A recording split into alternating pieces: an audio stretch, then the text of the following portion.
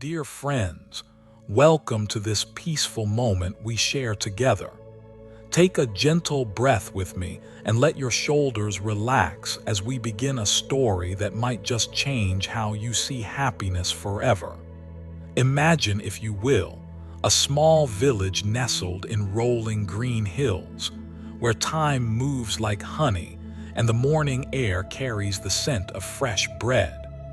This is a place the world has almost forgotten, where the only sounds are bird song and the gentle whisper of wind through leaves. In this serene corner of the earth lived a simple farmer named Rams. He owned nothing more than a small patch of land, a single cow, and a humble hut by a babbling stream. His clothes were worn, his hands calloused from honest work, yet something radiated from this man that the richest person in the nearest city had somehow lost along the way. You see, Rams possessed a secret. Not the kind of secret hidden in books or temples, but the kind that lives in the heart and shines through the eyes. Every morning, he would wake before dawn with a smile that seemed to come from his very soul. He would greet each neighbor with genuine warmth, tend to his simple garden with the care of someone nurturing gold, and sit beneath an old mango tree with a cup of tea, watching the sun paint the sky in colors that no artist could capture. What was this secret that made a man with so little feel richer than kings? What ancient wisdom did he carry that transformed the simplest moments into pure joy?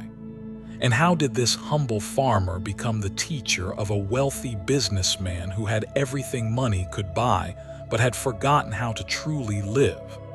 Today, we will walk together down a dusty village path where Buddha's timeless teachings come alive in the most beautiful way. We will discover that true happiness has nothing to do with what we own and everything to do with how we choose to see the world around us. So settle in, dear friends. Let your mind quiet and your heart open as we explore a truth that has been waiting patiently for thousands of years to remind us who we really are. Let me paint you a picture of how Rams began each day, because in his simple morning routine, we find one of Buddhism's most profound teachings. As the first light of dawn kissed the earth, Rams would rise naturally, without the harsh cry of an alarm clock. His body had learned to dance with the rhythm of the sun and moon, something we call living in harmony with the natural way.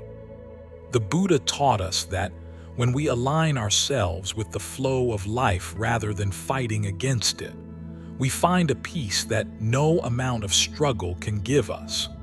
Rams would step outside his humble home and breathe deeply, filling his lungs with the crisp morning air. But this wasn't just breathing, dear friends. This was his first practice of gratitude. With each breath, he would silently thank the earth for supporting him, the sky for sheltering him, and his own body for carrying him through another day. You see, the Buddha discovered something beautiful about gratitude. When we appreciate what we already have, our hearts naturally expand, and suddenly we feel wealthy beyond measure. Next, Rams would walk to his cow, a gentle creature he had named Kamala, which means lotus in the ancient language. As he milked her, he would speak to her softly, thanking her for her gift of nourishment. This simple act contained what Buddha called loving kindness, extending our care not just to other people, but to all beings who share this earth with us. In Buddhism, we understand that everything is connected, that the happiness of one touches the happiness of all. After his chores, Rams would prepare his simple breakfast of rice and tea. But here's where the magic happened. Instead of rushing through his meal while worrying about the day ahead, He would sit quietly under his beloved mango tree and eat with complete attention. Each grain of rice received his full awareness. Each sip of tea was savored as if it were the nectar of the gods. This, my friends, is what we call mindful eating, and it transforms even the simplest food into a feast. Buddha taught that most of our suffering comes from our minds being everywhere except where we actually are. We eat while thinking about work. We work while thinking about home. We're at home while thinking about tomorrow. But Rams had learned the secret of presence. When he ate, he simply ate. When he worked, he simply worked. When he rested, he simply rested. And in this simplicity, he found a richness that no bank account could ever provide. As the sun climbed higher, Rams would sit in meditation beneath his tree. Now, you might think meditation means sitting in some impossible position, trying to empty your mind of all thoughts. But Ram's meditation was beautifully simple. He would simply sit, breathe, and listen. He listened to the birds singing their morning songs. He listened to the wind whispering through the leaves. He listened to his own heartbeat, that faithful drum that had been playing the rhythm of his life since the day he was born. In this listening, he practiced what Buddha called right mindfulness. He wasn't trying to become someone else or achieve some special state. He was simply being present with what was already here, already perfect, already enough. And in that acceptance, he found a contentment that made him richer than any emperor. The beautiful truth that Rams embodied every day is this: happiness isn't something we need to chase or earn or buy. It's something we already have, waiting quietly within us like a seed in fertile soil. All we need to do is water it with our attention, tend it with our gratitude, and watch it bloom into a joy that no external circumstance can touch. Buddha called this state of natural contentment our true nature. It's not something foreign or difficult to achieve. It's simply who we are when we stop running and start being, when we stop wanting and start appreciating, when we stop seeking and start seeing that everything we need for happiness is already here, in this moment, in this breath, in this gentle beating of our own precious heart. Now, dear friends, let me tell you about a man who lived in a very different world from our peaceful farmer. This man, let's call him David, had everything that our modern world tells us should make us happy. He owned a beautiful mansion with more rooms than he could use, drove cars that cost more than most people's homes, and had a bank account that grew even while he slept. But here's the curious thing about David.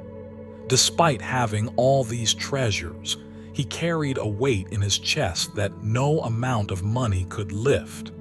He would wake up each morning not with gratitude like Rams, but with anxiety. What deals needed to be closed today? What problems needed solving? What mountains needed moving? His mind was like a restless monkey, jumping from branch to branch, never finding a place to rest.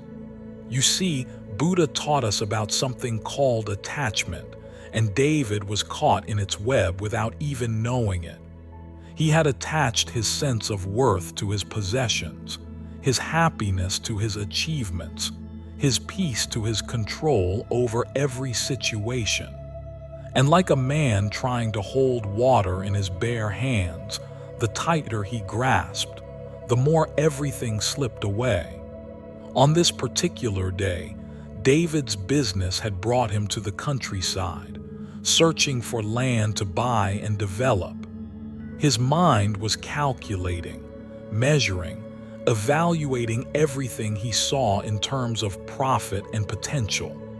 As his expensive car pulled into the little village where Rams lived, David felt out of place. The silence unsettled him. Where was the noise of progress? Where was the urgency of commerce? Then he saw Rams working in his small garden, and something made him stop. Perhaps it was the way the farmer moved with such gentle purpose, or the soft melody he was humming as he worked. Whatever it was, David found himself getting out of his car and walking closer, drawn by something he couldn't quite name. Rams looked up as David approached, and here's where we see the beautiful difference between attachment and non-attachment. David's first instinct was to judge, to categorize, to figure out what this man could do for him. But Rams simply saw another human being and smiled with genuine warmth. He didn't see expensive clothes or a luxury car. He saw a soul, perhaps a tired one, perhaps one that needed the simple gift of recognition. "Good morning, friend," Rams said, his hand still gentle in the earth. "Beautiful day, isn't it?" David was taken aback. When was the last time someone had called him friend without wanting something from him? When had he last been greeted with such natural warmth? He found himself responding differently than he usually did, his business mask slipping just a little. "Yes, it is," David replied, and realized he was actually looking at the day for the first time, seeing the way the light fell through the trees, hearing the birds he hadn't noticed before. Buddha taught that we suffer because we're always wanting things to be different than they are. We want more money, more success, more recognition. Or we want less stress, less responsibility, less uncertainty. But Rams had learned the secret of acceptance. He wasn't trying to make his garden bigger or his house fancier. He was simply present with what was, and in that presence, he found completeness. As they talked, David couldn't help but ask the question that was burning in his mind. Don't you want more than this? A better house, more land, some security for the future? Rams chuckled softly, a sound like water over stones. "My friend, I have everything I need and more. I have enough food to fill my belly, enough shelter to keep me warm, and enough love in my heart to share with anyone who stops by. What more could a man want?" This answer puzzled David deeply. In his world, enough was never enough. There was always the next level to reach, the next goal to achieve, the next thing to acquire. But here was a man who spoke of having enough as if it were the greatest treasure in the world. Buddha described this perfectly when he said that contentment is the greatest wealth. David had tremendous wealth but no contentment. Rams had tremendous contentment and felt wealthy beyond measure. The difference wasn't in their bank accounts. It was in their hearts. As the afternoon wore on, something beautiful happened. Rams invited David to share his simple meal. Now, David was used to business lunches in expensive restaurants, where conversations were really negotiations and every word was calculated. But here, under the shade of an old mango tree, he found himself eating rice and lentils with more pleasure than he'd felt at the finest establishments. There was something magical about the simplicity of it all. No rushing, no agenda, no phone calls to take or emails to answer. Just two human beings sharing food and presence. David felt his shoulders relax in a way they hadn't in years. His breathing deepened. For the first time in longer than he could remember, he was simply where he was, doing what he was doing, being who he was. This is what Buddha called the practice of non-attachment. It doesn't mean we don't care about anything. It means we don't cling to outcomes. We don't demand that life be different than it is. We participate fully but hold lightly. We love deeply but don't possess. We work hard but don't attach our identity to our achievements. As they sat together in comfortable silence, David felt something shifting inside him. It was subtle, like ice beginning to melt or a tight fist slowly opening. He realized that in all his striving and achieving, he had forgotten how to simply be. He had forgotten the joy of a shared meal, the peace of unhurried conversation, the satisfaction of sitting still without needing to be anywhere else. The sun was beginning to set, painting the sky in colors that no artist could capture, and David found himself thinking not about his next appointment or his next deal, but about how long it had been since he had really looked at a sunset, how long since he had sat with someone without checking his phone, how long since he had felt this strange, wonderful thing that he was beginning to remember was called peace. Buddha taught that all beings have the capacity for awakening, and in this moment, David felt something waking up inside him. Not the harsh awakening of an alarm clock, but the gentle awakening of a heart that had been sleeping and was finally ready to see the world with fresh eyes. As the evening deepened, and the first stars began to whisper their ancient stories across the sky, something profound happened in the space between these two very different men. David, who had spent years building walls around his heart, found those walls beginning to crumble, not through force, but through the gentle power of genuine human connection. The silence between them was no longer uncomfortable. It had become a sacred space where truth could finally breathe. And in that space, David began to speak from a place he had almost forgotten existed within him. "Rams," he said, his voice softer than it had been in years, "I need to tell you something, and I'm not sure why I'm telling a stranger, but somehow you don't feel like a stranger." Rams simply nodded, his eyes holding that beautiful quality of complete attention that made David feel truly heard, perhaps for the first time in decades. "I have everything," David continued, his words coming slowly, carefully, like someone learning to walk again. "I have more money than I could spend in several lifetimes. I have houses and cars and investments. People respect me, or at least they respect what I've accomplished. But I'm exhausted, Rams. I'm tired in my bones, tired in my soul. I wake up every morning feeling like I'm drowning, and the strange thing is, I'm drowning in everything I thought would save me."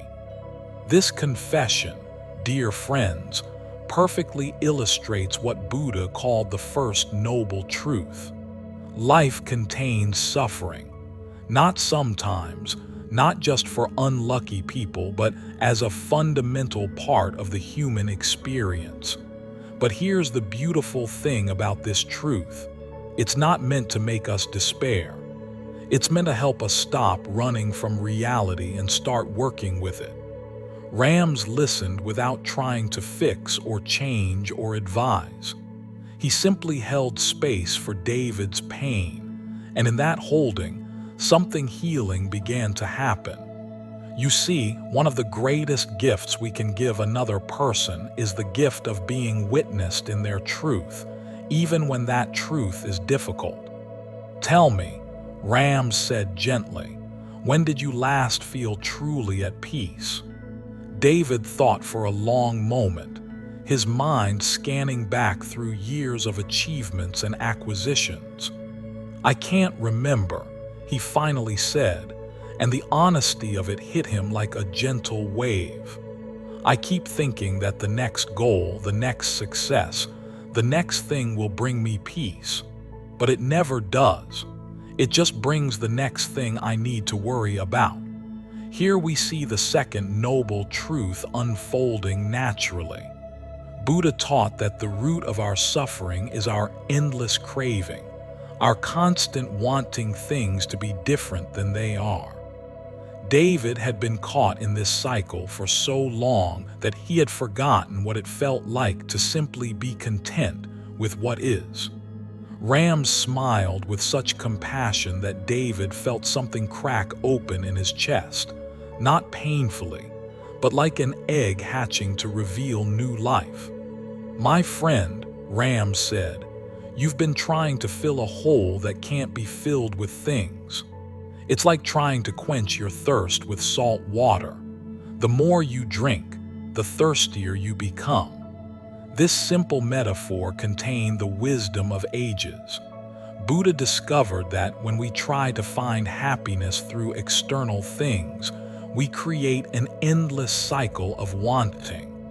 We get what we think we want, but instead of satisfaction, we just find new things to want. It's not that things are bad, but that we've been looking for love in all the wrong places. "So what do I do?"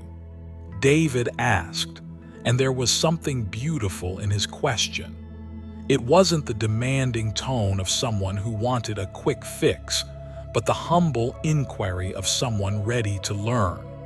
Rams leaned back against the tree trunk, and when he spoke, his words carried the weight of lived wisdom. You don't need to change your whole life overnight. You don't need to give away everything and live like me. You just need to remember what you've forgotten. "What have I forgotten?" "You've forgotten how to receive," Ram said simply. "Right now, the earth is supporting you. The air is breathing you. Your heart is beating without you having to manage it. The stars are shining just for the joy of it. But you're so busy trying to get more that you've stopped receiving what's already being given to you freely." This teaching points to the third noble truth that Buddha discovered. There is an end to suffering, and it comes not through getting what we want, but through wanting what we already have. It comes through receiving the gifts that life is constantly offering us. Every morning, Rams continued, I wake up and the first thing I do is say thank you. Not because I'm trying to be good or spiritual, but because there's so much to be grateful for that it would be rude not to notice. The sun rises without me paying it. The birds sing without me hiring them. My heart beats without me having to remember to make it happen. When I really see all this, how can I feel poor? David listened with the attention of someone hearing music for the first time. These weren't just pretty words. They were pointing to a completely different way of living, a way that didn't require him to be anywhere else or anyone else or have anything else. But how do you practice this? David asked. How do you remember to be grateful when everything is demanding your attention? Here Rams shared what Buddha called the fourth noble truth, the path that leads to the end of suffering. But he didn't call it the noble eightfold path. He made it simple and practical, the way a good friend might share the secret of a recipe. Start small, Rams said. When you eat your breakfast tomorrow, really taste it. Don't read the news or check your phone, just eat. When you drive to work, feel your hands on the steering wheel. Notice the trees you pass. When someone talks to you, really listen instead of planning what you'll say next. These small moments of presence are like drops of water. One drop doesn't seem like much, but enough drops can fill any container. David felt something stirring in him, a hope he hadn't felt in years. Not the desperate hope for more success or more money, but the gentle hope of someone discovering that home has been waiting for them all along. And when you help someone, Rams continued, Don't do it for what you'll get back. Do it because helping feels good in your heart. When you love your family, don't love them because they're yours. Love them because love is the most natural thing in the world, like water flowing downhill. This is the essence of the path Buddha taught. Right speech, right action, right livelihood, right effort, all pointing to the same thing. Living from love instead of fear, from gratitude instead of greed, from presence instead of distraction. As the night deepened around them, David felt something he hadn't experienced in decades. He felt enough, not because anything had changed in his external circumstances, but because he was beginning to see his life through different eyes. The same life, but viewed from the perspective of abundance rather than scarcity, of gratitude rather than grasping, of being rather than becoming. Buddha taught that enlightenment isn't something we achieve in the future. It's something we recognize in the present. And in this moment, under the stars, with a simple farmer who had become his teacher, David began to remember who he had always been beneath all the striving and achieving. He began to remember the part of himself that had never been broken, never been insufficient, never been anything other than perfectly, beautifully enough. When the time came for David to leave, something beautiful happened that perfectly illustrates how wisdom is meant to be shared. David reached into his jacket and pulled out an envelope thick with money. His first instinct was to give something back to Rams, to somehow pay for the priceless gift he had received. But Rams simply smiled and shook his head with such gentle kindness that David understood immediately. You cannot pay for love. You cannot purchase peace. You cannot buy the kind of transformation that happens when one heart recognizes another. My friend, Ram said, you've already given me something precious. You've reminded me why I'm here. We're all teachers for each other, and you've been my teacher today too. This exchange shows us something Buddha understood deeply. True generosity isn't about the giver and the receiver. It's about the flow of love itself, circulating like breath through the world, belonging to no one and nourishing everyone.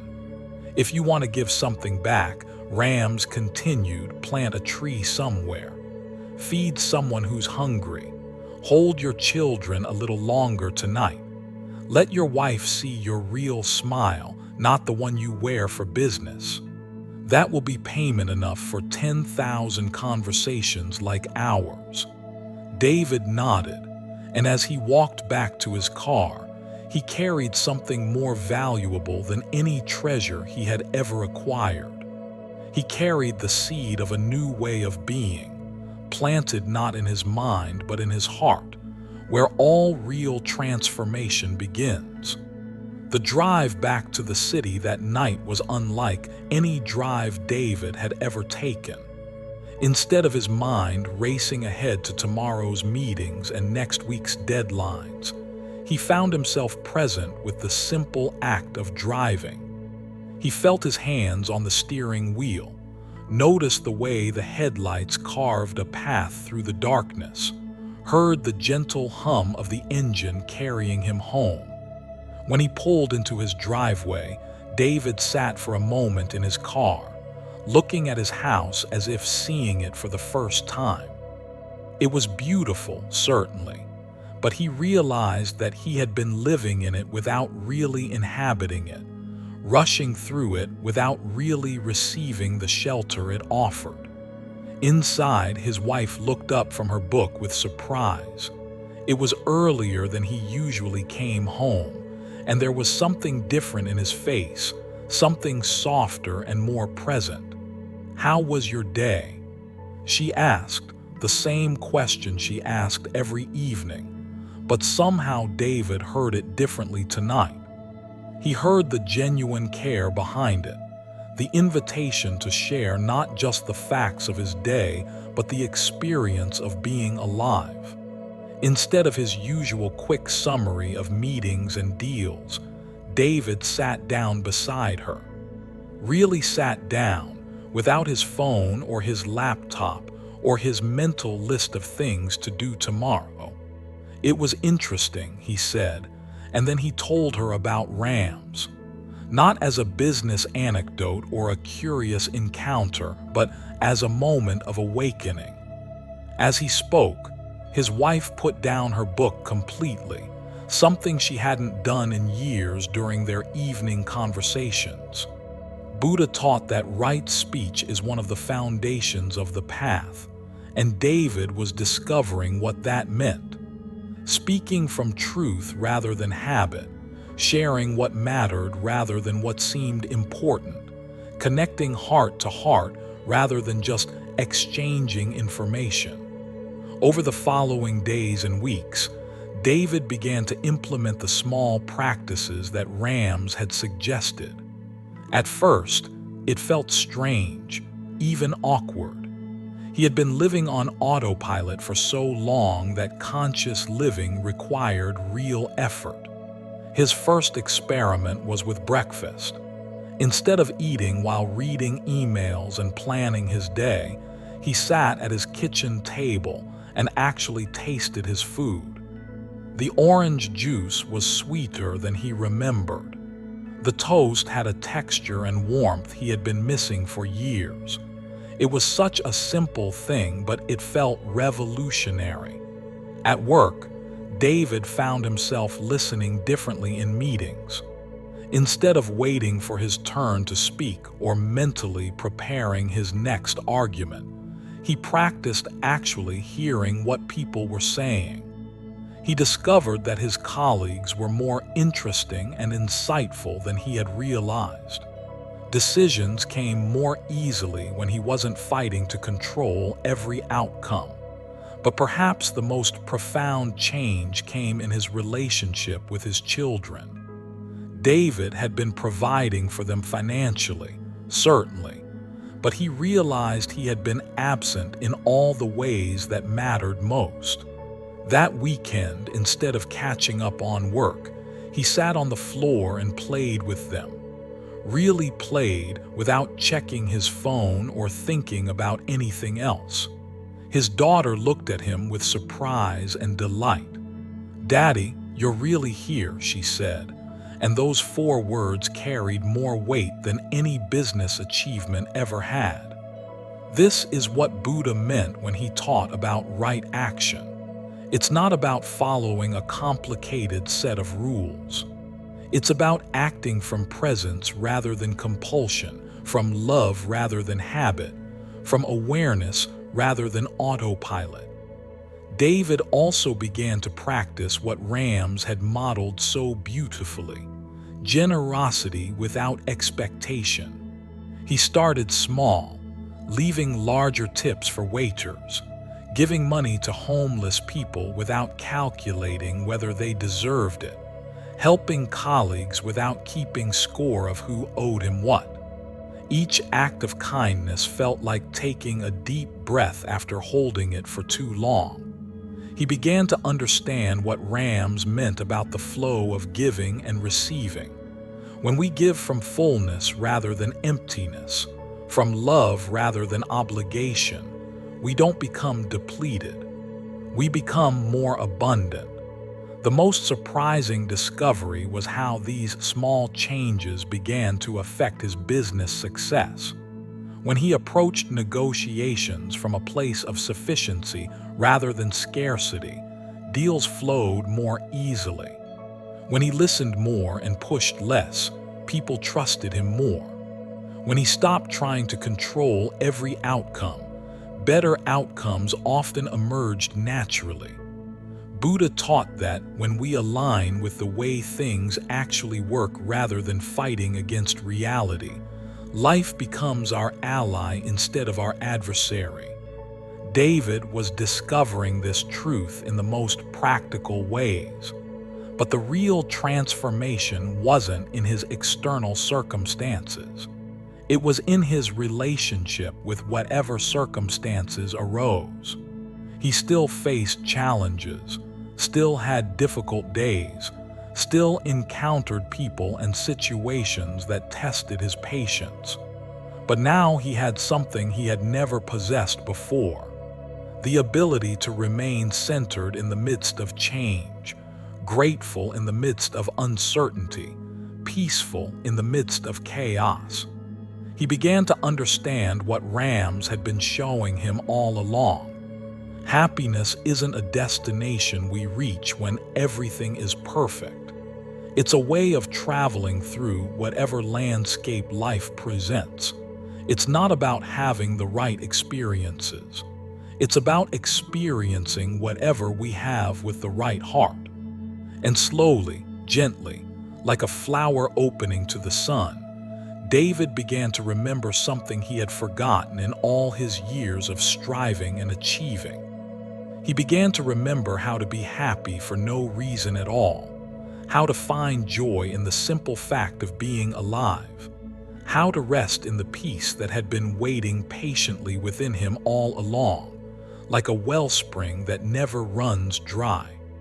Dear friends, as our story draws to a gentle close, I want to sit with you for a moment in the same kind of peaceful silence that Rams and David shared under that old mango tree.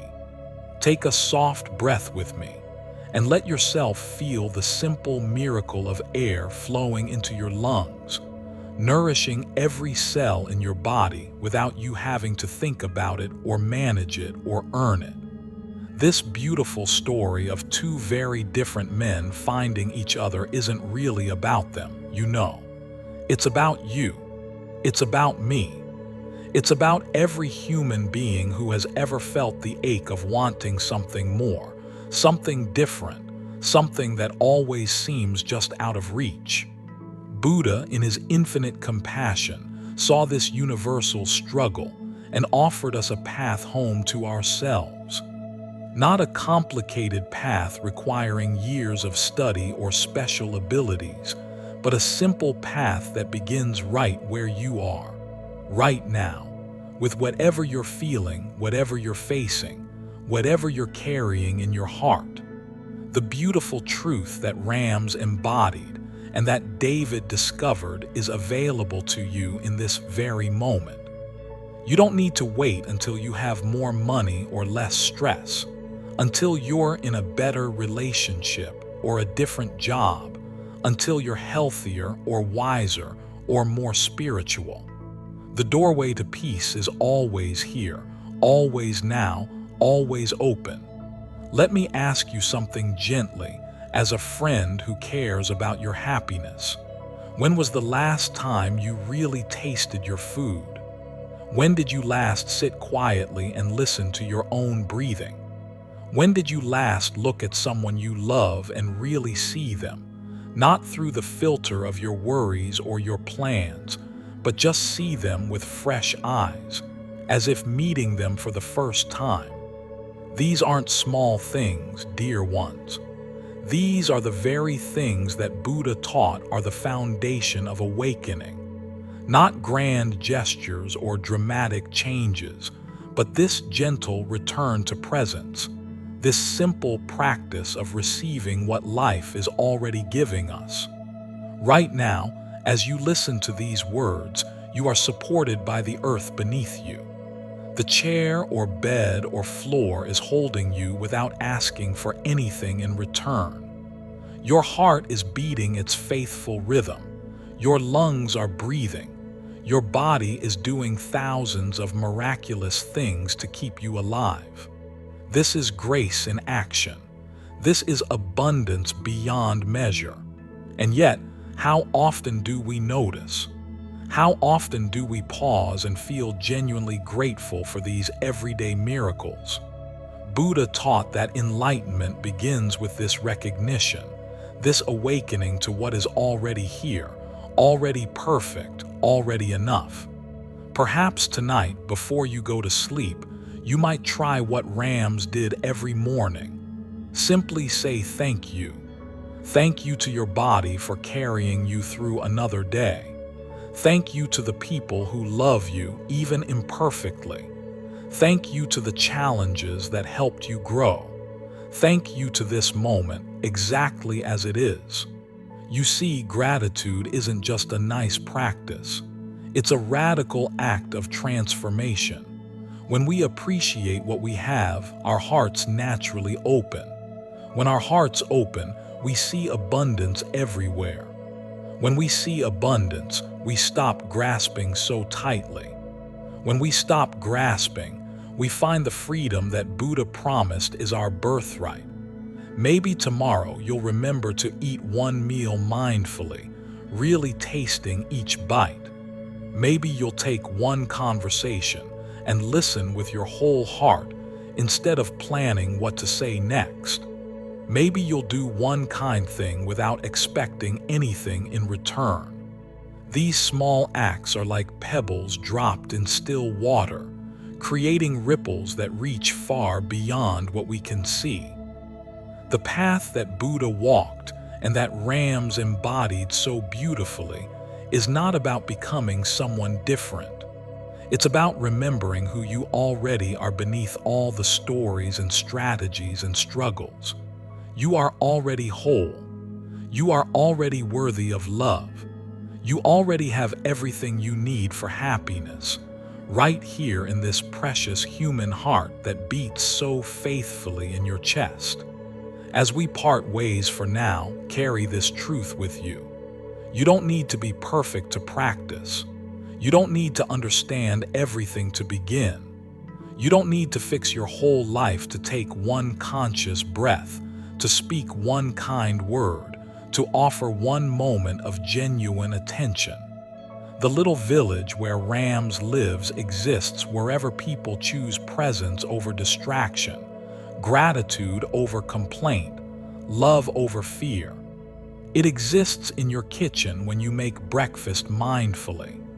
It exists in your car when you drive without rushing. It exists in your heart when you choose to see the world through eyes of appreciation. Buddha taught that we are all walking each other home, and this evening we have walked together for a little while on that ancient path of awakening. May you sleep peacefully tonight, knowing that you are exactly where you need to be. May you wake tomorrow with eyes like Rams, seeing the ordinary world as the sacred place it has always been. And remember, dear friends, the true happiness that Buddha discovered and that our simple farmer lived so beautifully is not something you need to find.